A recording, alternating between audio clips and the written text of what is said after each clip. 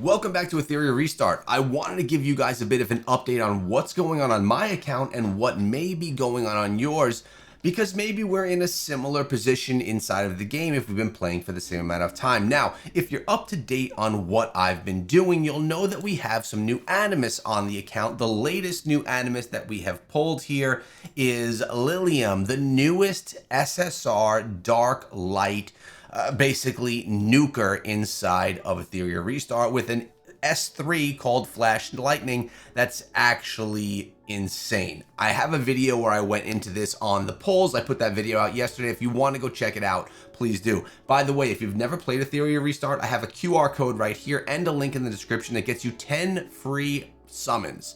May as well download that. Maybe you'll be able to get yourself lucky as well, especially if you've never played the game before. I'd love for you to join us here on our journey. Now, in addition to that, we've been really keeping up to date. If you want to just take a look here, let me show you what my whole Animus roster looks like so you can kind of get an idea. We have a good amount of the SSRs inside of the game, and we have all of the SRs inside of the game. So even the newest of the SRs that has just dropped. So the account is looking pretty strong right now. But the question that a lot of people ask is, well, what do you do after you get all these Animus? And that's exactly what I'm going to get into today. So really, I'm going to use Lilium here as my best example. She's my newest Animus inside of the game, so I can give you the best example here. First of all, you're going to want to put on some modules. You probably have some kits built already that are going to be really helpful for you to be able to get them right into some gear to make them useful right off the bat.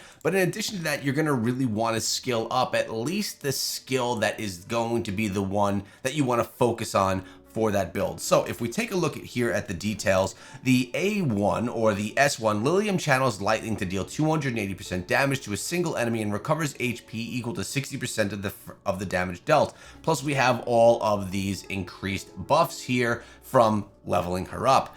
We wanted to do a lot of lattice, and we really wanted to get the upgrades into the S1 and into the S2 as well. None can escape the lightning. She gains a 2-turn attack up and speed up and deals 500% damage to a single enemy, increasing the final damage by 50% on targets with more than 60% HP.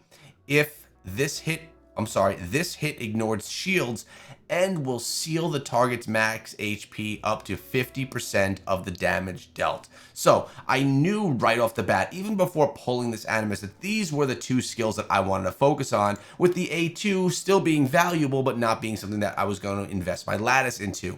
On top of that, as I mentioned, you want to get the modules or the gear onto your Animus, and you want to find a shell that's going to fit the task well. Right now we're wearing White Fang, and if you notice right here, something worth discussing is we don't have a third skill on White Fang because we're not yet farming exactly what we need to get 3 skill shells. Right now we have Onslaught, we have Harvest, and we're waiting. We want that next effect to get on there as well. So that takes me into the next topic is, well, what should we be doing? All right, so you got your new Animus, you got your team set up. Your teams are pretty built. They're skilled up the way that you want them to. What do you do next, and where should you be focusing? Because you really got to make sure that you get the good gear and the good shells. Now, if you guys watch the channel, you already know that my friend Hermes is like my coach and guide on the account. He is a big brain inside of turn-based strategy and helps me, guides me through what really the focuses should be. So we were on a call last night and going over where I should be focusing this account and what I should be going through. And we were talking a little bit about Grim Pursuit, and that Nico Nana is really where I want to be focusing here on Inferno 3. Why Nico Nana Inferno 3? Well, we want to be able to get the shells that are going to have those 3 different skills on them. So what we do is we farm the heck out of this. We have enough stamina to do a lot of farming. I want to make sure that we can get exactly what we need from all of this. And right now it's on manual, but I'm going to switch this over to auto and cross my fingers that we can get it done on auto. I was able to 3-star this on manual, but as you know, when you're farming, you don't really want to manual everything all day long. You want to be able to auto this joint and get the rewards from it.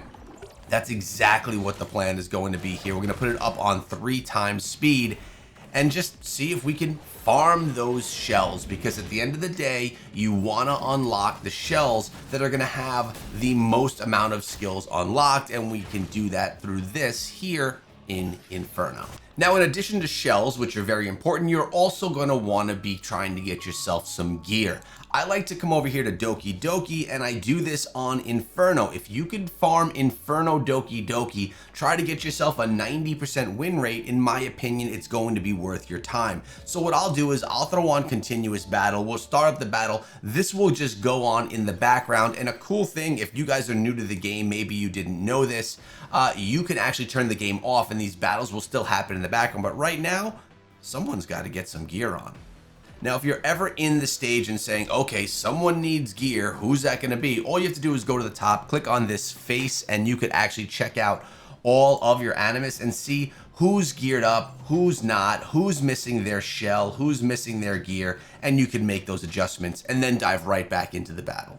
Then once you get them in the right gear, make sure that their shell is on, you can get into your battles and let this run in the background. Again, this is Inferno and it's going to be grinding that good gear. The great thing is I can click right out of here if I want to, and I can then go do other things inside of the game. Now, what I often like to do inside of the game is, well, arena. I am trying to improve myself as an arena player. This game is very much about arena. So I'll come into the basic arena right here, where I can actually manual things to learn how the teams work, learn how they synergize together, choose my opponent.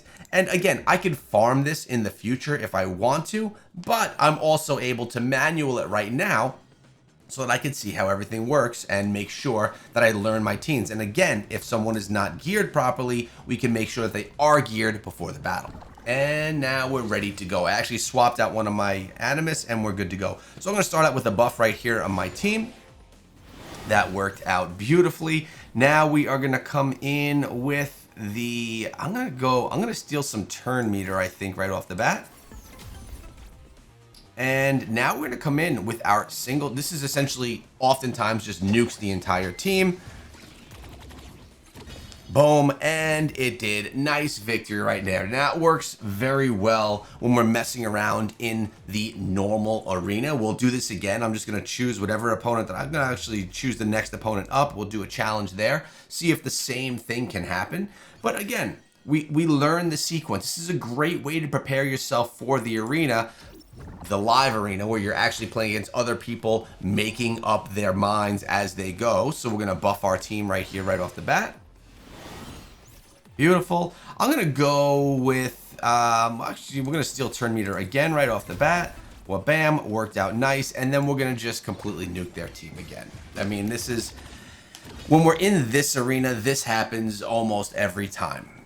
But when we go into the live arena, everything is a lot different. And I would love to know if you guys would like to see me doing some live arena as we progress and improve our account over time. Let me know in the comment section below, and I could definitely take a look at some of that. Now notice the background battles are still going on in the background. You could find yourself throughout the day utilizing your stamina and just going through all of these stages in the background when the game is even off. Log in every 20 minutes throughout the day so you can have the gear that you need, so that all these new Animus that you're unlocking, you're going to be able to throw that gear on them and equip them in a way that they could actually be useful inside of the game, and maybe not always have to swap gear between champions. Guys, I've been loving this game. I love the live arena element of it, and I hope that you have as well. If you haven't yet played the game, use the QR code or my link in the description. And I need to thank Etheria Restart for sponsoring today's video. Hope you guys have a great rest of your day.